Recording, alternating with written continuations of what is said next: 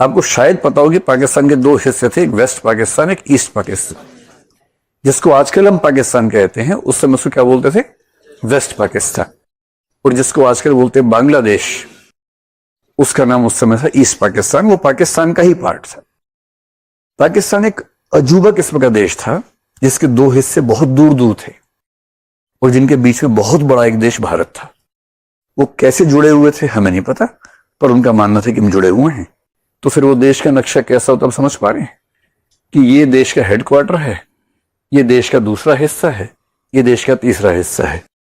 जूनागढ़ होता है, ये देश का चौथा हिस्सा है। वो लक्षद्वीप के चक्कर में भी थे, ये देश का पांचवा हिस्सा है। और इनके बीच में एक बहुत बड़ा देश है। वो ऐसा देश बनाना चाह रहे थे। ये तो पटेल साहब की सफाई और समझदारी थी कि लक्षद्वीप पे तो उनकी नजर नहीं पड़ने दी गई। ये हमने खाली करवा ही लिया, ये खाली करवा ही लिया, तो अब ये दो बचे थे। कोई भी देखेगा तो कॉमन सेंस से समझ सकता है कि ये देश कैसे आसानी से चल पाएगा। यानी मुश्किल होगा, चल जाएगा शायद, लेकिन चलाने के लिए विशेष उपाय करने पड़ेंगे, खास कोशिशें करनी पड़ेंगी। सामान्य रूप से चलाना आसान नहीं होगा। वो होता ना, दिनकर ने कहा था, जब नाश मनुष्य पे छाता है पहले विवेक मर जाता है। तो इनका विवेक मरा हुआ था पहले से ही, और इन्होंने 1948 में ही ईस्ट पाकिस्तान में कांड करना शुरू कर दिया। पर इन लोगों को लगा कि क्योंकि हमने मुस्लिम आइडेंटिटी से अपना देश बनाया है, तो पंजाबी भाषा अगर रखेंगे तो वो बात नहीं आएगी। तो ऐसा करते हम देश की राजभाषा, स्टेट लैंग्वेज उर्दू रखते हैं।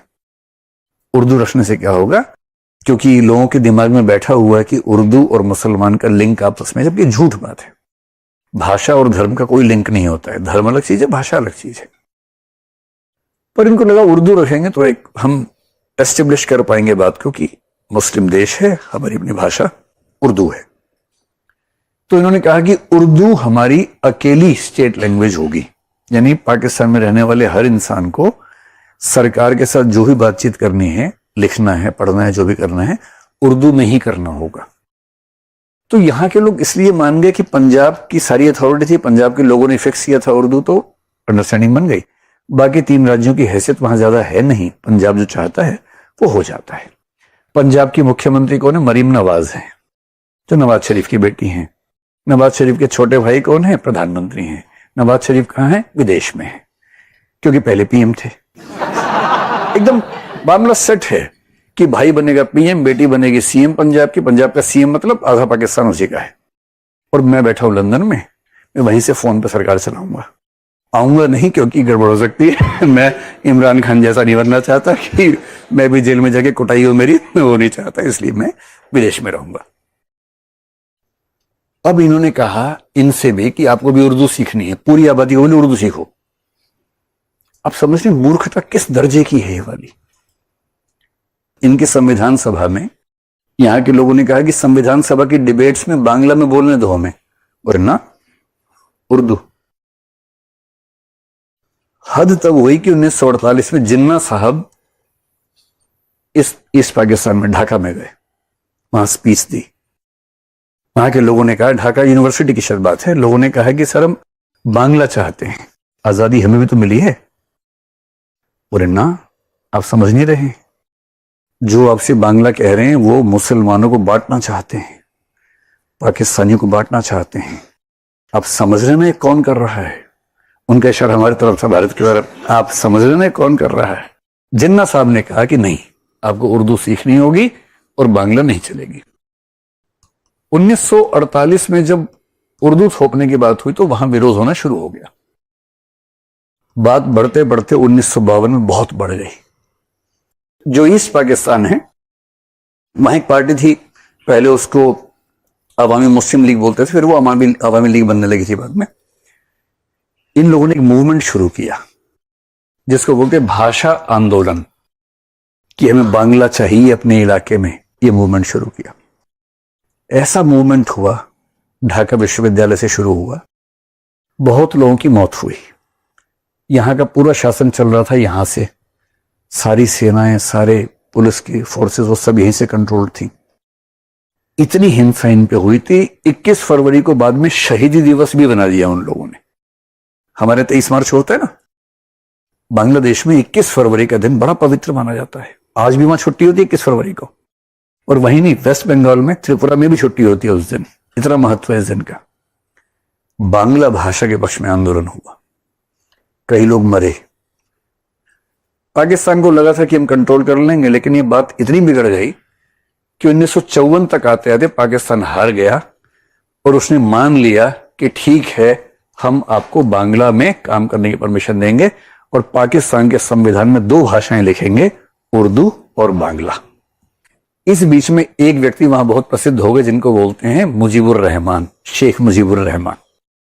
शुरू से थे लेकिन बहुत फेमस नहीं थे। 1956 तक आते आते प्रसिद्ध होने लगे और लोग उनको नेता मानने लगे। बंग बंधु उनको बाद में लोगों ने कहा कि बंगाल के बंधु हैं। और 1956 के 10 साल के बाद वहां वो अवामी लीग पार्टी के प्रमुख नेता बन गए थे। उनको लगा कि पाकिस्तान के साथ मजा नहीं आ रहा। और जब 65 में पाकिस्तान भारत से हारा, पाकिस्तान के स्कूल में सिखाते हैं कि पाकिस्तान ने भारत को हराया 65 में। पाकिस्तान कमजोर है। अयूब जो हैं वहां के तानाशाह, इस समय एक चपत पड़ी है ठीक से उनको, दुनिया भर ने गालियां दी हैं। अमेरिका और इंग्लैंड जिनके भरोसे चल रहे थे, उन्होंने एम्बार्गो लगा दिया था, हथियार देंगे ही नहीं तुमको। यूएसएसआर ने डांटा था ठीक तरीके से। अब ये शांत हैं, इनके मन में कि कुछ तो इज्जत बढ़ाने के लिए मिले। पर तब तक शेख मुजीब ने कहा कि भैया ऐसा है, हमारी आपसे 6 डिमांड्स हैं। पाकिस्तान के हुक्मरानों से 6 डिमांड्स हैं हमारी, वो हमको पूरा कर दो तो हम आपके साथ रहेंगे। इसने कहा तुम्हारी भाषा वाली बात मान तो ली, काहे परेशान हो। जबकि अयूब खान का मन ये था कि वो बांग्ला को हटा दें, उर्दू को ही चलाएं, पर उनकी हिम्मत पड़ी नहीं जब देखा कि मामला बिगड़ रहा है। इतने में शेख मुजीब कह रहे कि 6 डिमांड्स हैं। वो 6 डिमांड्स ऐसी ही कि दुनिया में कोई देश नहीं मान सकता उनको, पर डिमांड्स है तो हैं। क्या डिमांड्स हैं? एक डिमांड ये है कि हमारे इलाके का नाम बांग्लादेश करो। अब एक देश के अंदर दूसरा देश कैसे हो? महाराष्ट्र में आई थी एक राष्ट्र भारत, उसके अंदर महाराष्ट्र। जब नाम रखा गया तो डिबेट हुई उस समय कि नाम का भी तो महत्व पड़ता है ना, कि नाम से क्या सिंबल क्या बनता है उससे। तो कह रहे हैं कि हमारा नाम कर दो बांग्लादेश, और फिर क्या कह रहे हैं, करेंसी अलग अलग करो, तुम्हारी करेंसी अलग, हमारी करेंसी अलग, मुद्रा भी अलग होगी। तीसरा कह रहे हैं कि सेंटर के पास केवल 2 सब्जेक्ट्स रहेंगे, एक डिफेंस, एक इंटरनेशनल रिलेशंस। डिफेंस और इंटरनेशनल रिलेशन छोड़ के सारा का सारा बांग्लादेश वाले इलाके के पास अपना हिस्सा रहेगा, आप उसमें इंटरवीन नहीं करेंगे। जो टैक्सेशन वाला मामला है पूरी तरह से इंडिपेंडेंट हमें दो, क्योंकि तथ्य ये बता रहे थे कि बांग्लादेश के इलाके में रहते थे 2/3 पाकिस्तानी लोग, 1/3 वहां पश्चिम में थे, और जो रिसोर्सेज का बंटवारा था उसमें 1/3 मिलता था बांग्लादेश के इलाके को, 2/3 वहां मिल रहा था। तो बोले भैया जितना तुम कमाते हो तुम खर्च कर लेना, जितना हम कमाते हम खर्च कर लेंगे। इनके पास कमाई के सोर्सेज ज्यादा थे। फिर बोले कि जो नेवी है, नेवी का हेडक्वार्टर हमारे इलाके में होना चाहिए, आपके इलाके में नहीं होना चाहिए। और जैसे सीआरपीएफ होती है, ऐसे ही कोई सीआरपीएफ जैसी पैरामिलिट्री फोर्सेस, उनका हेडक्वार्टर बांग्लादेश में होना चाहिए। अब एक देश के अंदर कोई ये कहे कि 2 करेंसीज बना दो, तो कोई देश कैसे मानेगा? सीधी सी बात है। तो अयूब खान कैसे मानते? नहीं मान रहे थे। और शेख मुजीबुर रहमान की स्थिति वहां पर ऐसी थी जैसी आज से करीब 12-15 साल पहले अन्ना हजारे की जो स्थिति भारत में थी ना, कि पूरा देश उनको फॉलो कर रहा था, सरकार दबाव में थी। और वहां शुरू हुआ एक बहुत खतरनाक मूवमेंट। 1966 में लाल बहादुर शास्त्री जी की मृत्यु हो गई, और तब सवाल उठा कि अब अगला पीएम कौन बनेगा भाई। तो कांग्रेस के अंदर कई लोगों ने कहा कि मोरारजी देसाई बनेंगे, लेकिन कामराज जैसे कुछ नेताओं ने यह सोच के कि मोरारजी को कंट्रोल करना मुश्किल होगा, किसी ऐसे व्यक्ति को बनाओ जो हमारी बातें मान ले। तो सबने मिलकर एक गूंगी गुड़िया को ढूंढा कि ये गूंगी सी बच्ची है, प्यारी सी बच्ची है, इससे जो बोलेंगे कर लेगी। तो कहा कि इसको बनाओ पीएम। उस गूंगी गुड़िया का असली नाम क्या था? इंदिरा गांधी। तो 66 में उनको बनाया पीएम, ये सोच के कि ये तो बच्ची है, जो बोलिंग कर देगी तो हमारे हाथों में रहेगी। 67 में इलेक्शन होना था, अगला हुआ, कांग्रेस जीती, लेकिन बहुमत बहुत अच्छा नहीं मिला, ठीक ठाक सा मिला, टूटा फूटा सा मिला। ऐसा बहुमत की इंदिरा गांधी प्रधानमंत्री बन जाएगी, लेकिन चल नहीं पाएगी आराम से। और अंत में मोरारजी देसाई को डेप्यूटी प्राइम मिनिस्टर बनाना पड़ा, वित्त मंत्री बनाना पड़ा। इतनी खाई हो गई कि 1969 में उनको अपनी पार्टी के 2 हिस्से करने पड़े और अपनी पार्टी को चलाने के लिए सपोर्ट लेनी पड़ी। एक डीएम के नाम की पार्टी आप सुनते होंगे, एक सीपीएम सुनते होंगे, इन सबसे सपोर्ट लेनी पड़ी। किसी तरह से सरकार चल रही है खींच खींच के, मजा नहीं आ रहा है। कोई बड़ा फैसला करना चाह रही है, कर नहीं पा रही है। 67 में सुप्रीम कोर्ट ने एक बहुत बड़ा फैसला गोलकनाथ दिया। इंदिरा गांधी के पास इतनी शक्ति भी नहीं है कि उसको रिवर्ट कर सके, कुछ रिस्पॉन्ड कर सके, क्योंकि शक्ति नहीं है, बहुमत नहीं है। नाराज होकर उन्होंने कहा कि हम 1971 में करवाएंगे इलेक्शन, शुरुआत में ही, 4 साल में ही, 5 साल में नहीं। प्रधानमंत्री को शक्ति है ना कि वो पहले इलेक्शन करवा सकता है, फिर इलेक्शन करवाएंगे। और नारा ये गरीबी हटाओ। 1 से 10 मार्च 1971 की बात है। इंदिरा जी ने कहा, देखो भाई, मैं बहुत थक गई हूं, या तो मुझे बहुमत ठीक से दे दो ताकि मैं देश चला सकूं, या मुझे हराओ, खत्म करो, ऐसे झेला नहीं जाता मुझसे। देश के लोगों को लगा बच्ची कुछ मांग रही है, इसके पापा पीएम रहे इतने साल तक, ये बच्ची इतनी मेहनत कर रही है, तो हमारा फर्ज बनता है कि इस बच्ची को सपोर्ट करें। ऐसा भर भर के सपोर्ट किया। 352 सीटें लोकसभा में आ गई, वही 518 में से। इतना बहुमत आ गया, और ये बात है 15 मार्च के आसपास सरकार बन गई है इनकी। अब देखिए सिचुएशन देखिए, 1971 के मार्च महीने की एकदम शुरुआत में इंदिरा गांधी पूरी ताकत वाली प्रधानमंत्री बन चुकी है। यहां तक समझ में आ गया? अब थोड़ा सा आ जाइए ईस्ट पाकिस्तान की तरफ। 66 में आंदोलन शुरू हुआ था, चलता जा रहा है, लोग मरते जा रहे हैं, आंदोलन बढ़ता जा रहा है। और तब लोग कह रहे हैं कि अब 1970 के दिसंबर में जो इलेक्शंस होंगे, उन इलेक्शंस में हम दिखा देंगे पाकिस्तान को, मतलब उधर वाले पाकिस्तान को। 1969 में अयूब खान हट गए हैं, और उन्हीं का एक चेला याहिया खान दूसरा तानाशाह बन चुका है। वो भी सैनिक है, सेनापति है, शासक है, याहिया खान। 70 के दिसंबर में इलेक्शन है। टोटल सीट्स 300 के आसपास हैं, जिनमें से 160 सीटें हैं लगभग ईस्ट पाकिस्तान में, और बाकी 130-40 के बीच में थी वेस्ट पाकिस्तान में। 1970 दिसंबर में इलेक्शन हुआ। ईस्ट पाकिस्तान की पूरी आबादी मुजीबुर रहमान के साथ खड़ी है। वेस्ट पाकिस्तान में बंटवारा है लोगों में। और जब रिजल्ट आया तो अवामी लीग किसकी पार्टी है? मुजीबुर रहमान।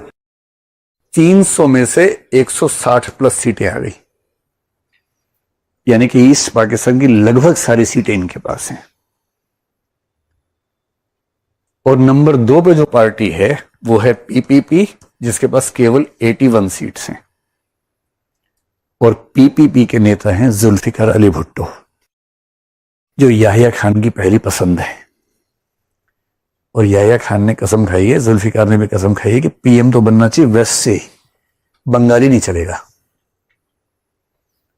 और संवैधानिक तरीके से सरकार बननी है शेख मुजीबुर रहमान की, कोई रोक नहीं सकता उनको।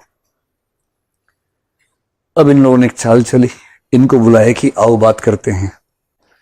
जैसे ही आए, अरेस्ट कर लिया, गिरफ्तार कर लिया, जेल में डाल दिया कि ज्यादा हीरो बनते हो, चलो। इनसे कहा कि सरकार हमारी बनने दो, सपोर्ट करो, तो वो सब नहीं, मैंने तो डाल दिया, चलो भागो। और फिर 2-3 पार्टियों को मिला जुला के एक टूटी फूटी सरकार बनाने की कोशिश की। और जैसे ये हुआ, उस वाले में ईस्ट पाकिस्तान में क्या होगा, एक मूवमेंट शुरू हो गया। अवामी लीग ने क्या किया, अपनी सरकार बनाई दलाई लामा जैसी, गवर्नमेंट इन एग्जाइल, कि हम अपने देश से दूर हैं और सरकार हमारी है। और सरकार कहां से चल रही थी? कोलकाता से। या मीरपुर एक जगह वहां से चल रही थी। अब पाकिस्तान को लगा कि बात बहुत बिगड़ गई है, सीधे मार पिटाई करनी शुरू कर दी, जम के हिंसा की। 25 मार्च 1971, डेट ध्यान रखना, 1 से 10 मार्च 1971 भारत का election, 352 seat, Indira Gandhi full power से पीएम बनी है पहली बार, और उसको अपने माथे से एक टैग हटाना है, ये वाला, ये हटाना है। ये हटाने का पहला मौका मिला है, इसके पहले कोई मौका नहीं था। और उसके केवल 15 दिन बाद, पीएम बनने के लगभग 10 दिन बाद, पाकिस्तान ने शुरू किया ऑपरेशन सर्च लाइट, और पाकिस्तान की सेना ने बंगाल के जो पाकिस्तानी थे उन सबको मारना शुरू किया। इतना मारना शुरू किया कि देखते ही देखते 1 करोड़ बांग्लादेशी लोग भारत में घुस गए रेफ्यूजी बनके। और हमारे जो बॉर्डरिंग स्टेट से, वेस्ट बंगाल है, असम है, त्रिपुरा है, इन सब में इतना क्राइसिस होने लगा कि हम कैसे संभालें, भेजें भी कैसे, वहां मर जाएंगे वो लोग, ना भेज सकते ना संभाल सकते, हम खुद गरीब देश। और उस समय फाइनेंशियली हम बहुत गरीब स्थिति में थे। इसे 1971 के चुनाव का नारा इंदिरा गांधी का क्या था? गरीबी हटाओ। गरीबी इतनी बड़ी परेशानी थी, गरीबी हटाओ ही नारा था उस इलेक्शन का। और अब इंदिरा गांधी परेशान है कि मैं तो भी पीएम बनी ही हूं पावर के साथ, 1 करोड़ लोग आ गए, इतने मेहमान क्या करूं मैं, कैसे मैनेज करूं। तब उनको लगा कि अब लगता है कि नियति मुझसे कुछ करवाना चाहती है।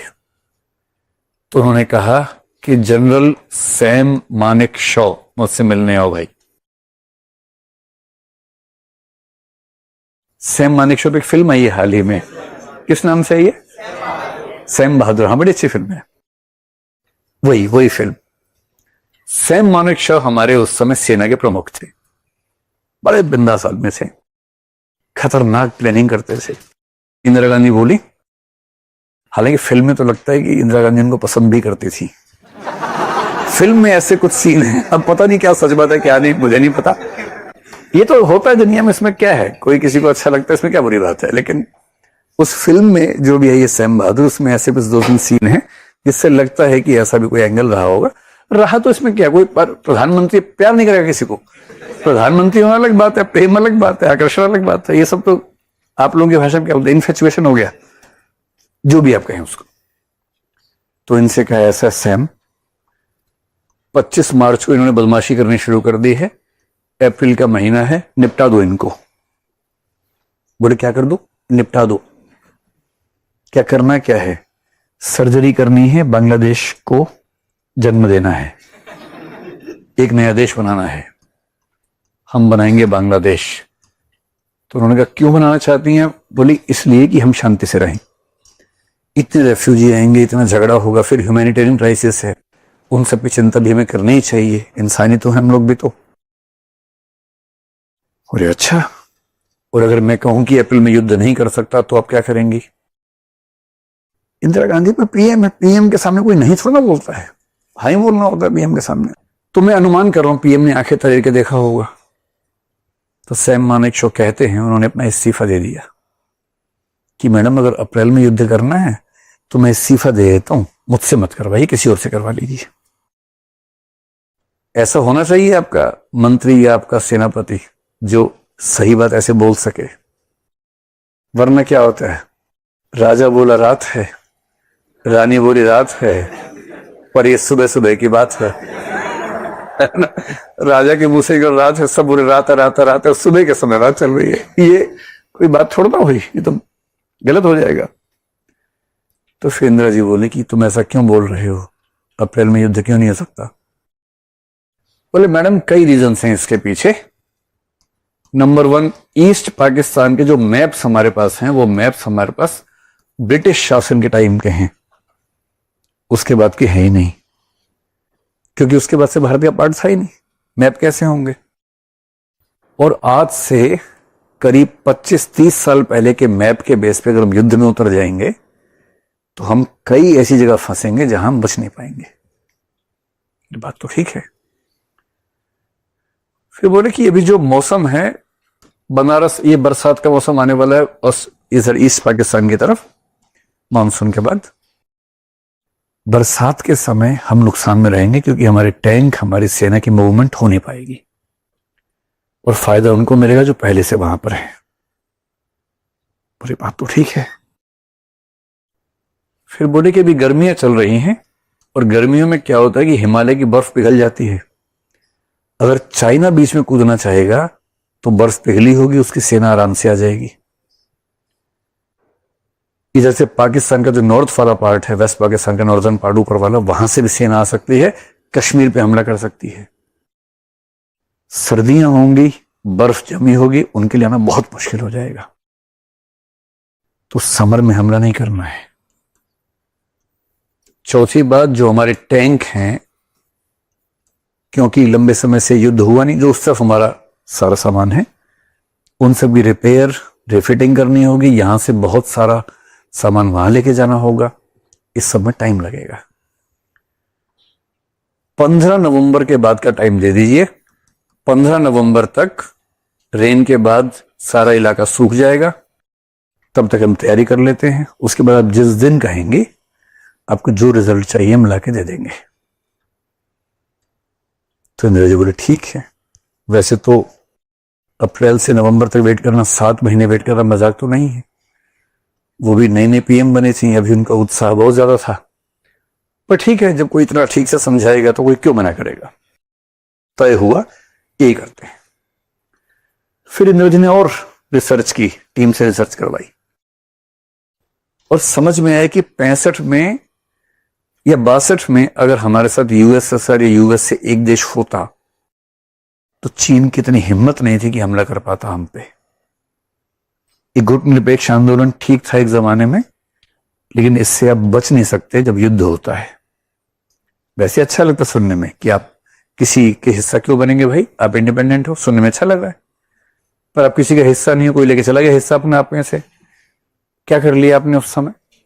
इंटरनेशनल पॉलिटिक्स आदर्शों से नहीं चलती है, यथार्थ रियलिटी से चलती है। सो रियल पॉलिटिक्स कहते हैं, रियलिज्म कहते हैं उसको। इंदिरा गांधी रियलिस्टिक थी। उन्होंने सोचा कि कुछ तो रास्ता निकालना पड़ेगा। अमेरिका से उनके बनते नहीं थी।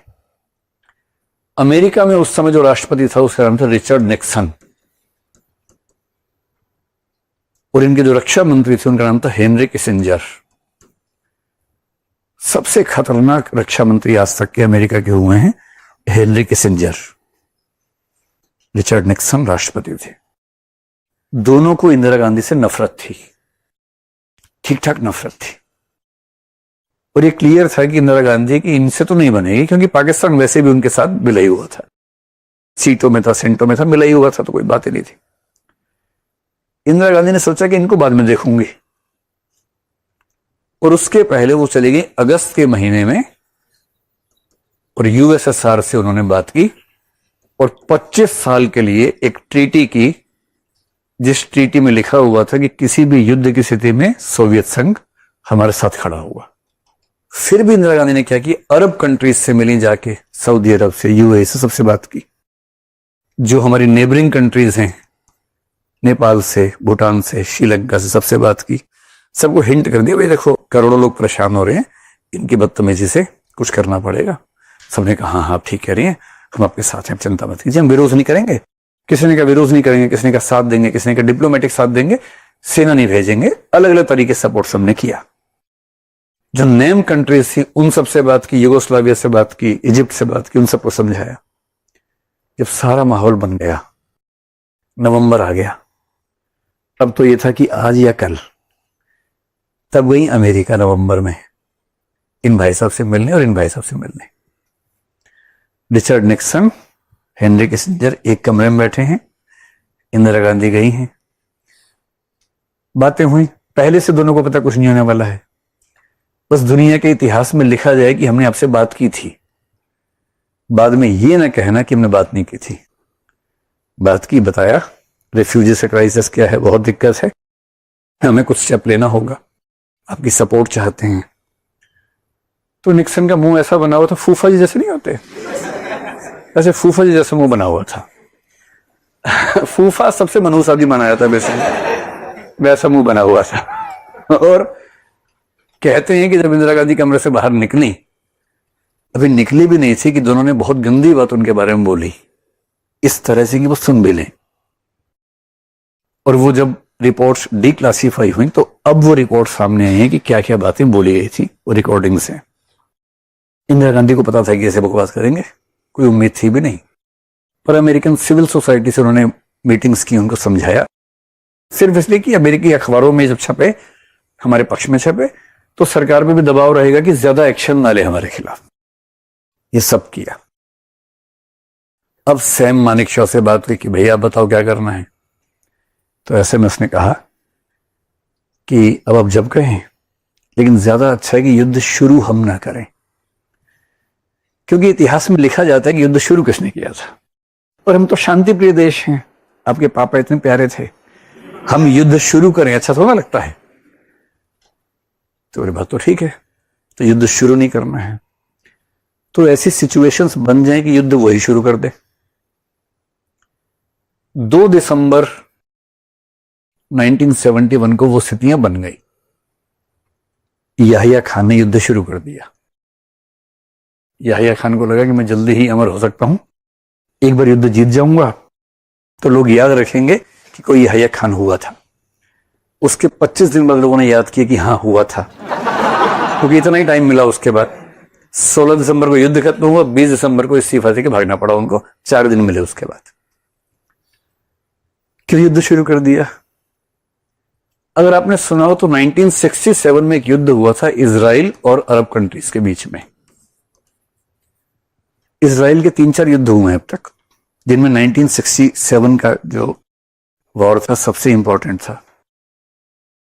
इजराइल अकेला बीच में रहते, 5-6 देश आसपास से मारते हैं उसको, वो सबको मारता है, ऐसे मारा ऐसे मारा ऐसे मारा, वो बड़ा उसका भी अजीब सा मामला है।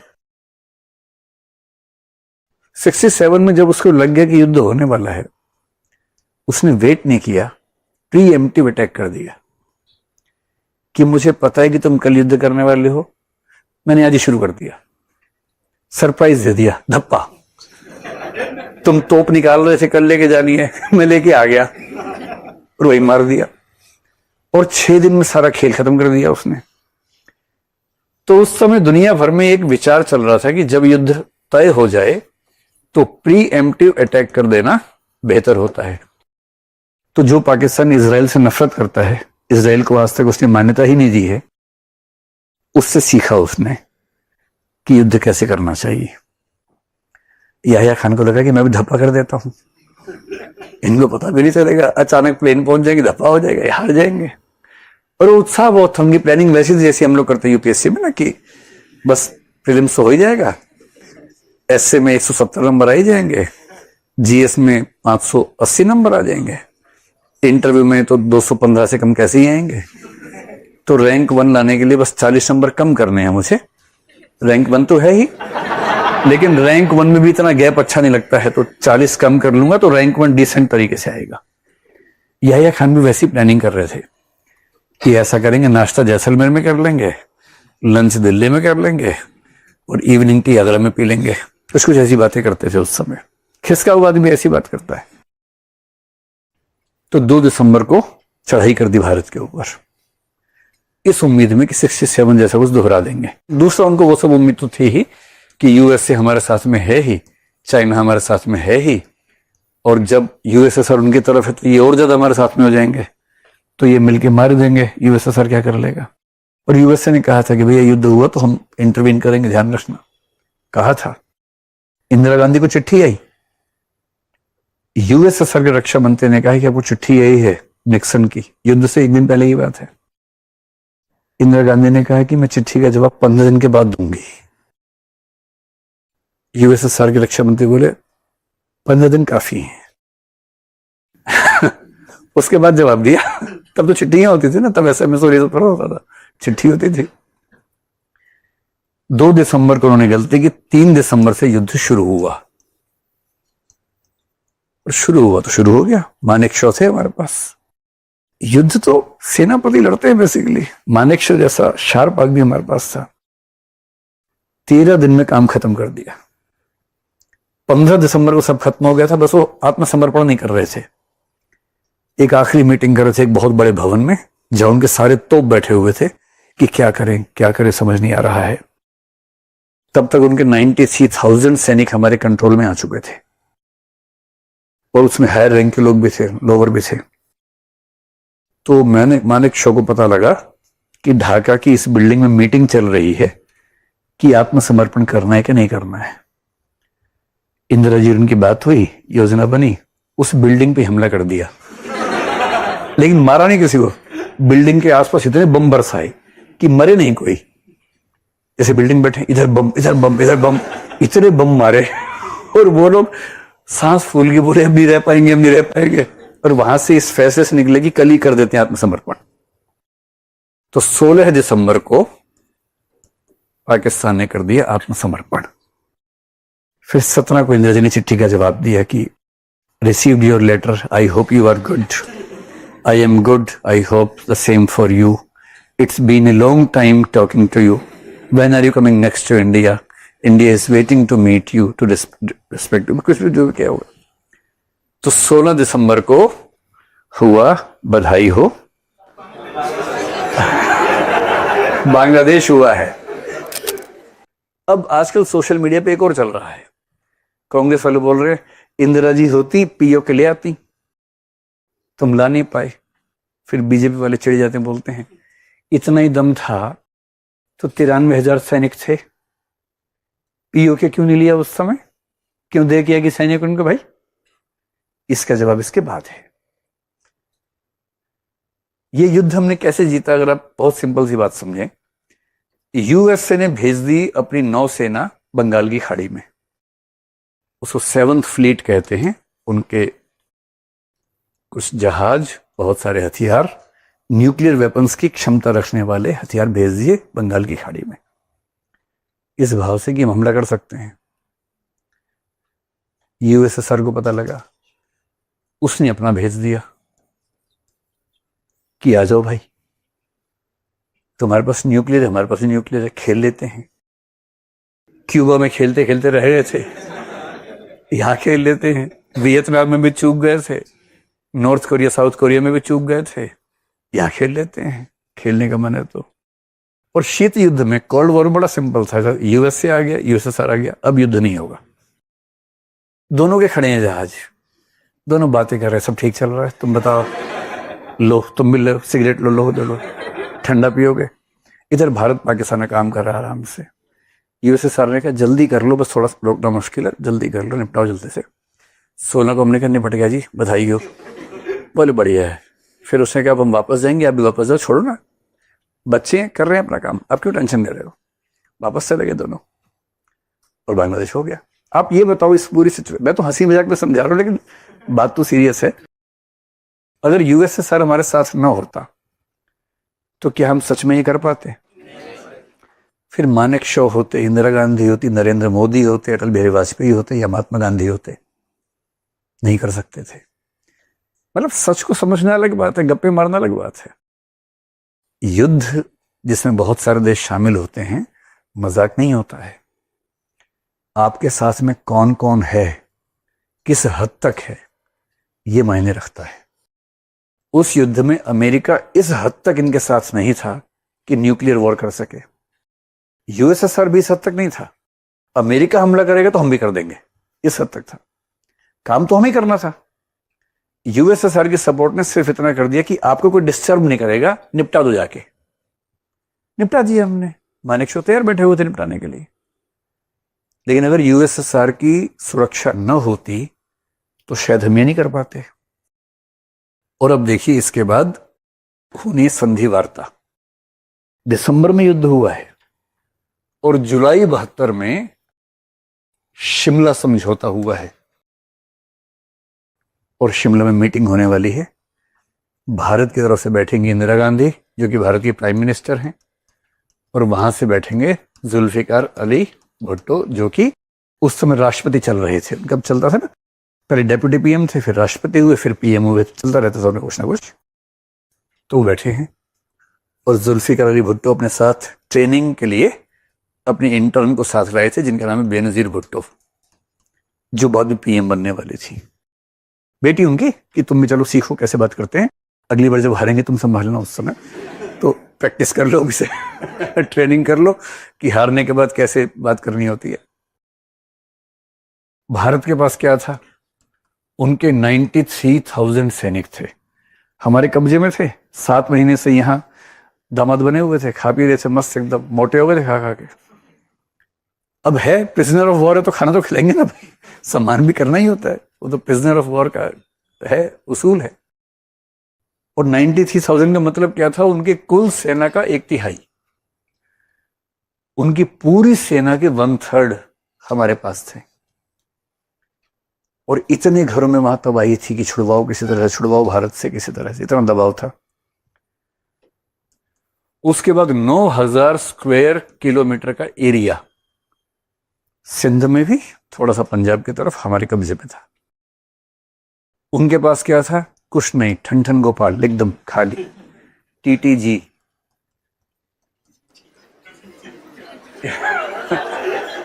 इसके फुल फॉर्म समझ रहे हैं ना, ठन ठन गोपाल, कुछ नहीं, खाली एकदम।